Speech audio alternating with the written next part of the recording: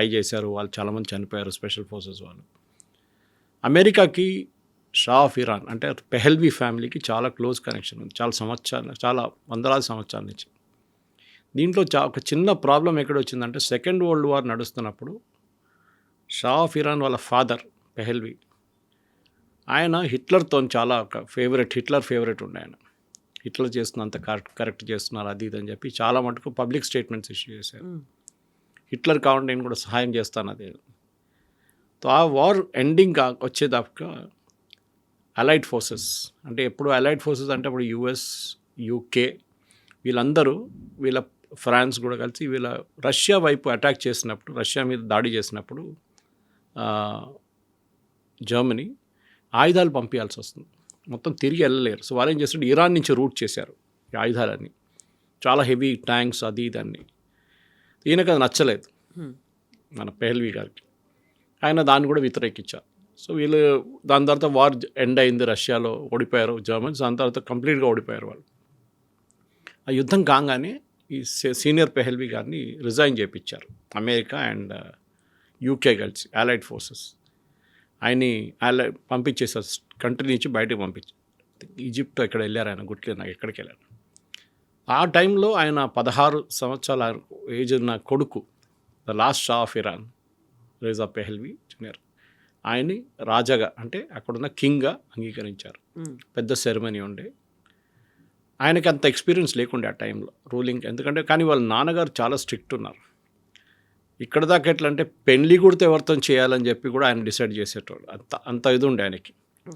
ఎవరు ఫ్రెండ్స్ ఎవరిని ఉంచుకోవాలి, ఏ ఫ్రెండ్స్తో మాట్లాడాలి, ఎవరితో మాట్లాడకూడదు కూడా సీనియర్ పెహల్వీ డిసైడ్ చేసేటోడు.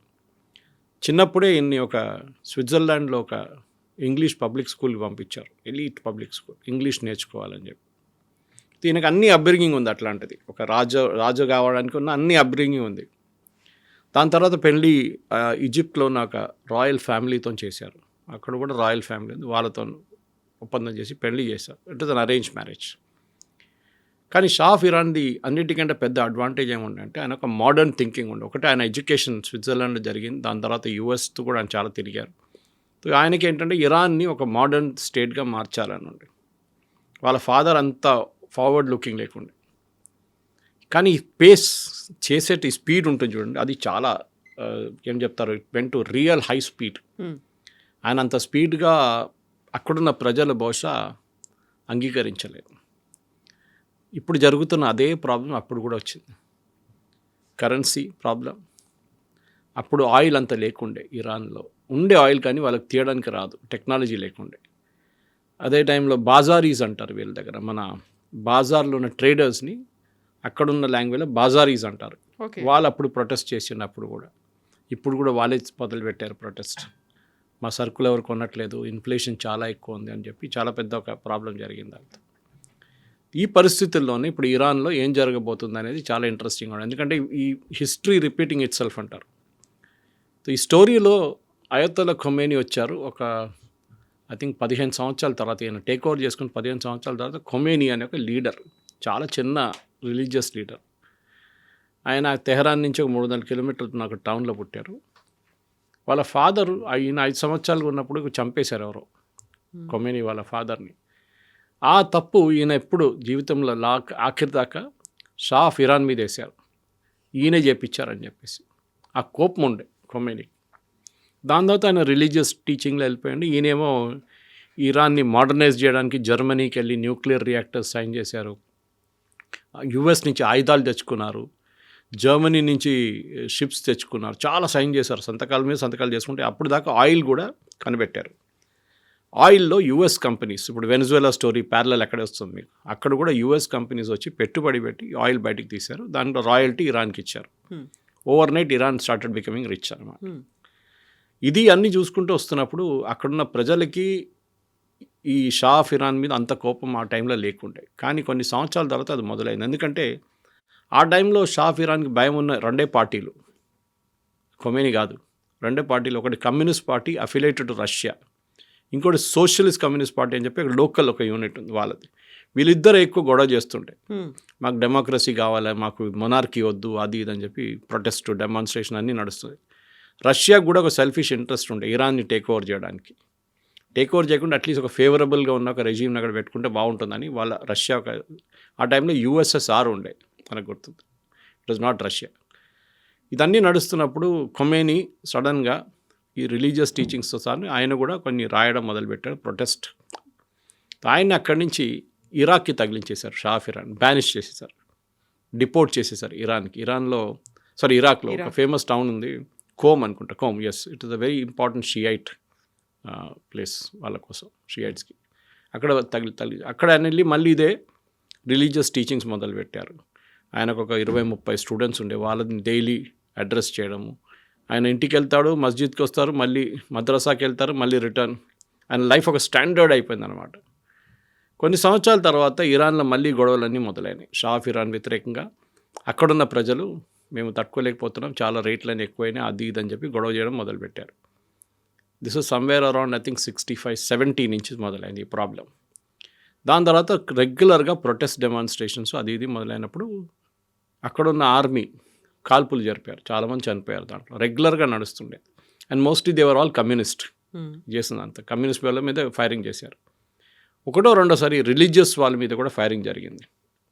కానీ అన్నిటికంటే పెద్ద డెమాన్స్ట్రేషన్ ఎప్పుడు జరిగిందంటే అయతొల్లా ఖొమేనీ వ్యతిరేకంగా అక్కడున్న ఒక లీడింగ్ న్యూస్ పేపర్లో ఇరాన్లో, తెహ్రాన్లో ఒక ఆర్టికల్ వచ్చింది.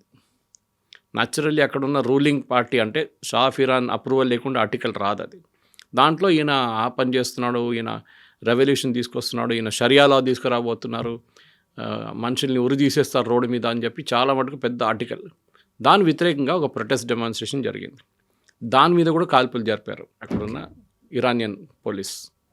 దాంతో ఇంకా ప్రొటెస్ట్ ఎక్కువైంది. లాస్ట్లో ఖొమేనీ ఆ టైంకి ఫ్రాన్స్కి షిఫ్ట్ చేశారు వీళ్ళు, కోమ్ నుంచి. ఫ్రాన్స్లో వీళ్ళేమనుకున్నారంటే ఫ్రాన్స్లో వెళ్ళి కూర్చుంటే అక్కడున్న గవర్నమెంట్ ఈయన మాటలు అసలు they will take it in wrong sense, ఈయన మళ్ళీ అక్కడ జైలు వేసేస్తారు అనుకున్నారు. కానీ అట్లాంటి చాలా ఏం చెప్తారు రాడికల్గా మాట్లాడుకుంటే ఖొమేనీ, ఇస్లామిక్ లా, షరియా లా, చేతులు కోసేయాలి, దొంగతనం చేసి అట్లాంటిది. So these people thought Iranian అనుకున్నారు ఆయన జైలు వేసేస్తారు ఫ్రాన్స్లో, కానీ అది కాలేదు, ఉల్టా అయింది. ఆయన సపోర్టర్స్ ఎక్కడెక్కడ ఉన్నారు లోకంలో అందరూ ఫ్రాన్స్కి వచ్చేసారు. అండ్ ఫ్రాన్స్లో it was a very small town, నా పేరు మర్చిపోయాను నేను, ఒక షాలేలో ఉండే అక్కడ వచ్చి అక్కడ మళ్ళీ పెద్ద ఒక ఇన్స్టిట్యూషన్గా మారిపోయింది ఖొమేనీ వాళ్ళ religious teaching.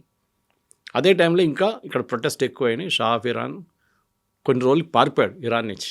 I think almost 2 నెలలు కనిపించకుండా పోయాడు అక్కడ. తర్వాత తిరిగి వచ్చారు, కానీ by the time he started suffering from cancer. So అదే టైంలో ఖొమేనీని రాత్రికి రాత్రి ప్రొటెస్ట్ అన్నీ చాలా ఎక్కువైనప్పుడు రాత్రికి రాత్రి ఫ్రెంచ్ గవర్నమెంటో లేకుంటే బెల్జియం గవర్నమెంట్, డౌట్ ఉంది ఇప్పుడు కూడా ఎవరు చేయించారు, ఈవెన్ యూఎస్ ఉండొచ్చు అని చెప్తున్నారు, తీసుకొచ్చి తెహరాన్లో ల్యాండ్ చేయించారు. ఆ ప్లేన్ ల్యాండ్ అయ్యే ముందు ఇరానియన్ ఫోర్సెస్ ఏమనుకున్నారంటే ఆ ప్లేన్ షూట్ చేసి పడేద్దాం, Khomeini once for all problem finish అయిపోతుంది. కానీ అక్కడున్న ఇరానియన్ గార్డ్స్ ఏమో అది అంగీకరించలేదు. So they change sides, Shah of Iran వైపు నుంచి అటువైపు వెళ్ళిపోయారు. ఈయనేమో షా ఆఫ్ ఇరాన్ ఇప్పుడు కూడా పాత లైఫ్ స్టైల్లో ఉన్నారు, క్యాన్సర్ ఉంది, కానీ ఆయన అంగీకరించట్లేదు దిగడానికి, that he will step down అనేది. లాస్ట్లో చేయాల్సి వచ్చింది, పారిపోయారు, ఈజిప్ట్కి వెళ్ళిపోయారు. Okay, there is treatment continued and I think 10 సంవత్సరాల తర్వాత he passed away due to cancer. ఇక్కడ ఖొమేనీ కూడా అంతే, ఆయన కూడా మొత్తం థియోక్రటిక్ స్టేట్ తీసుకొచ్చారు, షరియా లా తీసుకొచ్చారు.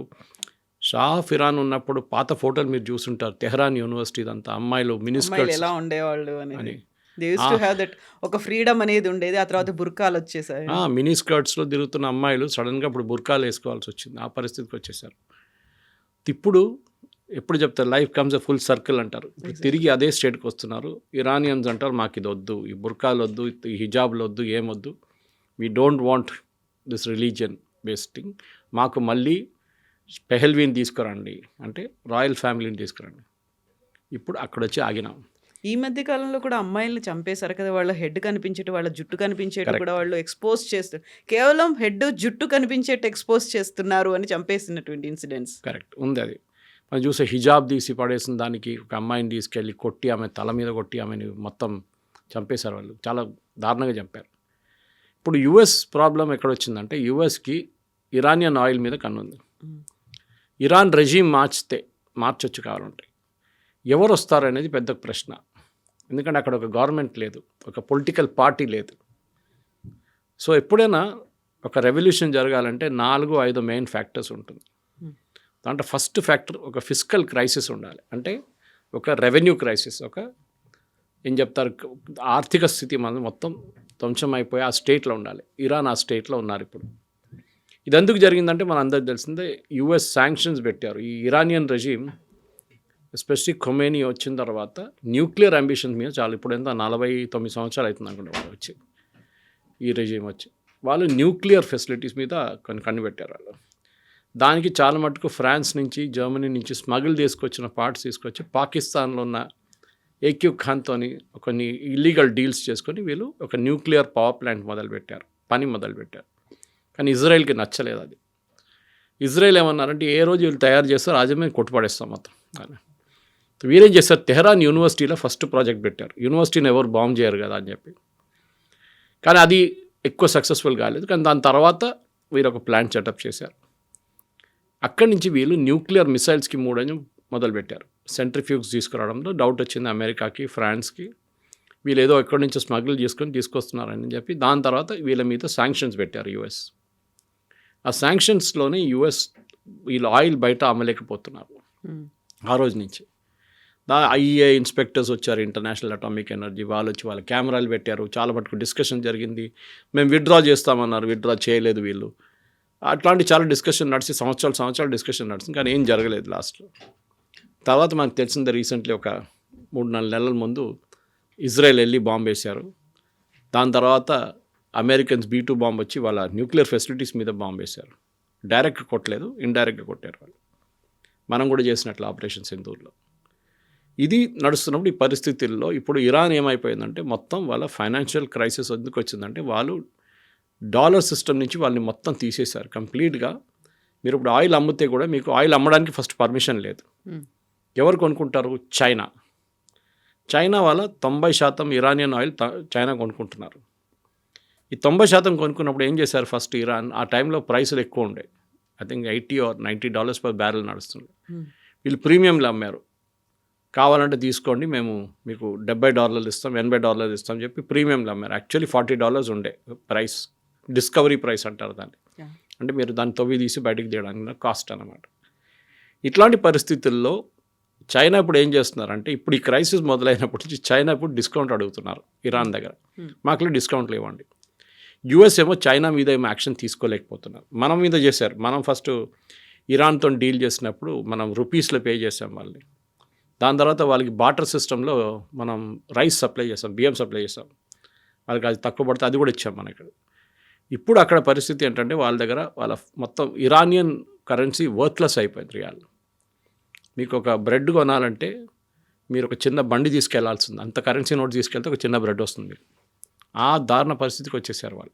సెకండ్, నీళ్ళు లేదు వాళ్ళ వాటర్ క్రైసిస్కి. ఎందుకంటే వాళ్ళకి ప్యూరిఫికేషన్ చేయలేకపోతున్నారు, వాళ్ళ ప్లాంట్స్ పనిచేయట్లేదు, పాత ఎక్విప్మెంట్ అన్నీ బ్రేక్ డౌన్ అవుతుంది, నీళ్లు దొరకట్లేదు వాళ్ళకి. మూడోది బజారీస్, నేను చెప్పాను చూడండి, వాళ్ళు ప్రొటెస్ట్ చేయడం మొదలుపెట్టారు. ట్రేడర్స్ వాళ్ళు ఏమంటారు, మా సరుకులు ఎవరు కొనట్లేదు, inflation is ruling at more than 100%, ఎవరు కొంటారు, ఎవరు కొనట్లేదు, కరెన్సీ కూడా వర్త్లెస్ అయిపోయింది. ఈ ప్రొటెస్ట్ వీళ్ళందరూ కలిసి చేసినప్పుడు ఇప్పుడు స్టూడెంట్స్ కూడా దిగారు దాంట్లో చాలా మటుకు.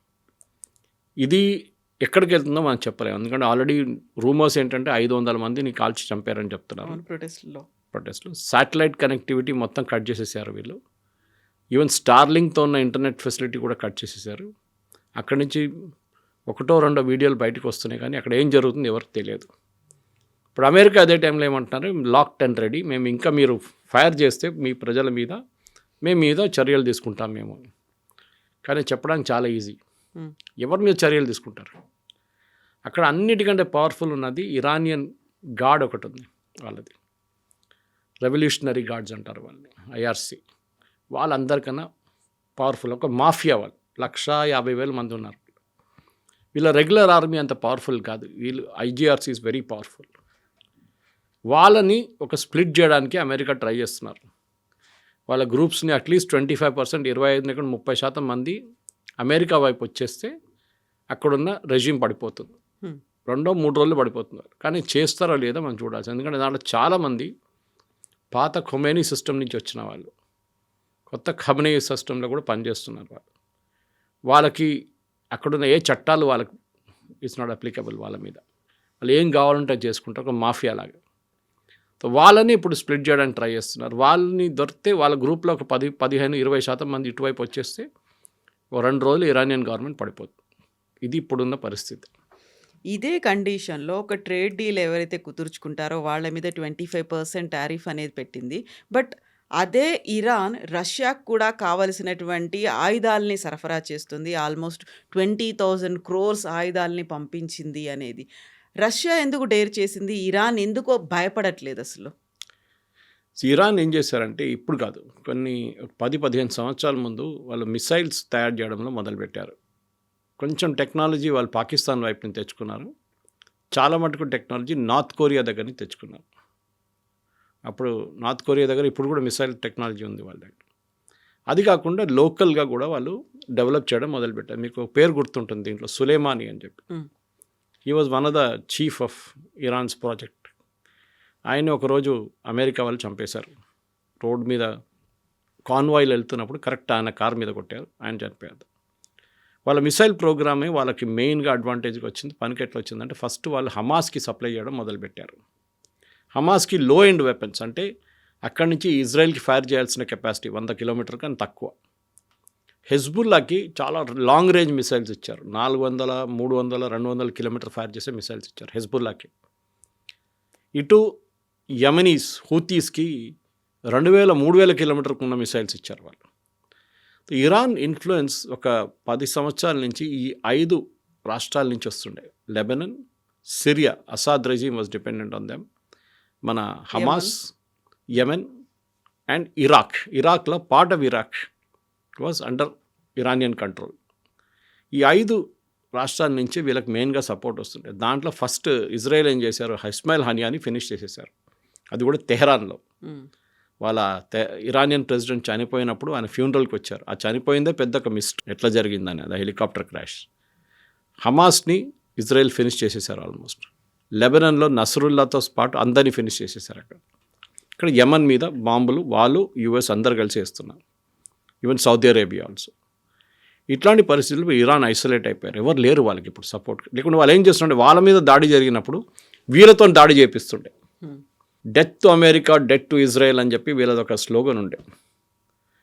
ఇప్పుడు వాళ్ళేమంటున్నారు అక్కడున్న ప్రజలు, ఇప్పుడు లేటెస్ట్ స్లోగన్స్ వింటే, forget Gaza, forget Lebanon, take care of us, అంటే మమ్మల్ని కాపాడండి, గాజాని మర్చిపోండి, లెబనన్ని మర్చిపోండి.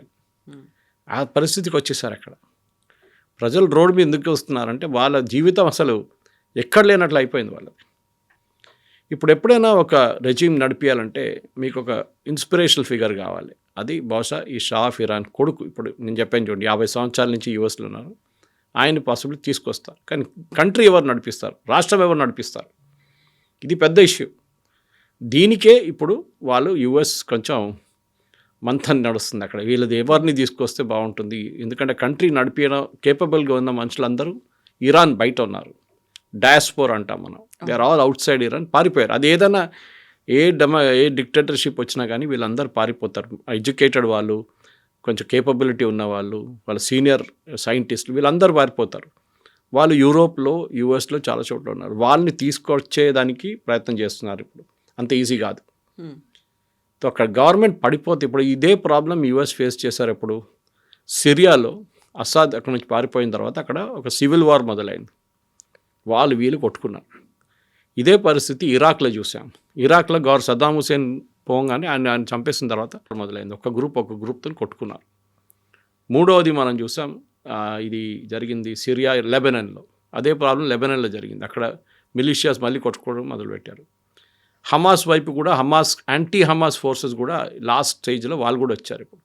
సో ఎక్కడ వెళ్తే కానీ వీళ్ళు ఎక్కడ వెళ్ళారో అక్కడ అన్ని గొడవ జరిగింది. ఈవెన్ యెమెన్లో కూడా. ఇప్పుడు ఏం చేయలేకపోతున్నారు ఇరాన్, వాళ్ళు కంప్లీట్లీ పవర్లెస్. ఇప్పుడు ఈ పరిస్థితుల్లో ఇప్పుడున్న దాని ప్రకారం ఇంకొక 10 రోజులు ఈ ప్రొటెస్ట్ నడిస్తే డెఫినెట్గా అక్కడ ఉన్న గవర్నమెంట్ పడిపోతుంది. కానీ ఎప్పుడైనా గవర్నమెంట్ని పడేయాలంటే ఒక ఇంటర్నేషనల్ సపోర్ట్ కావాల్సి వస్తుంది. ఇప్పుడు దాకా సపోర్ట్ వస్తుంది only from US. European union, NATO మాట్లాడలేదు. వాళ్ళు కూడా చెప్పాల్సింది ఏదైనా. ఎందుకంటే రేపు ఒక స్టెబిలైజేషన్ ఫోర్స్ని పంపించాలంటే మీరు ఒక ఆర్మీ యుఎన్ లాగా పీస్ కీపింగ్ ఫోర్స్ని పంపించాలంటే మీకు ఒక యాక్సెప్టబిలిటీ కావాల్సి వస్తుంది యునైటెడ్ నేషన్స్లో కూడా. ఎందుకు యూరోపియన్ యూనియన్ మాట్లాడలేదు, ఎందుకు నేటో మాట్లాడలేదు, ఎందుకు యూఎస్ ఒక్కరే మాట్లాడుతున్నారు, అదొక క్వశ్చన్ వచ్చింది. డెఫినెట్గా నెక్స్ట్ 15 days 20 daysలో చాలా క్రూషియల్గా ఉండిపోతుంది ఇరాన్ పరిస్థితి. అక్కడ ప్రతిరోజు సిచ్యువేషన్ మారుతుంది. అక్కడ ఏం జరుగుతుందో మనకు తెలియదు. దీనికి ముందు చెప్పినట్టు ఇంటర్నెట్ మొత్తం కట్ ఆఫ్ చేసేసారు.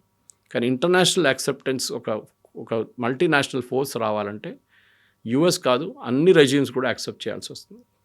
రెండవది, వెనిజువేలా లాగానే వాళ్ళ ఆయిల్ ఇండస్ట్రీని రివైవ్ చేయాలంటే చాలా డబ్బులు ఖర్చు పెట్టాల్సి వస్తుంది. అది ఎవరు చేస్తారు? వెనిజువేలా కేసులో కూడా మనం చూసాం. ప్రెసిడెంట్ ట్రంప్ అన్నారు, I'm the president of Venezuela, నేను ఆయిల్ కంపెనీస్ పిలుస్తున్నాను, యూఎస్ కంపెనీ, వాళ్ళు వచ్చి రేపటి నుంచి తవ్వడం మొదలు పెడతారు, కొత్త టెక్నాలజీ పెడతారు. వాళ్ళు ఇప్పుడు అందరు వైట్ హౌస్కి వచ్చి మాతో కాదని చెప్పేశారు. మేమంతా పెట్టుబడి పెట్టలేము, మేము 20 బిలియన్ పెట్టుబడి పెడితే షెవ్రాన్ లాంటి కంపెనీ, మాకు ఏం గ్యారంటీ ఉంది రేపు మీరు వెళ్ళిపోయిన తర్వాత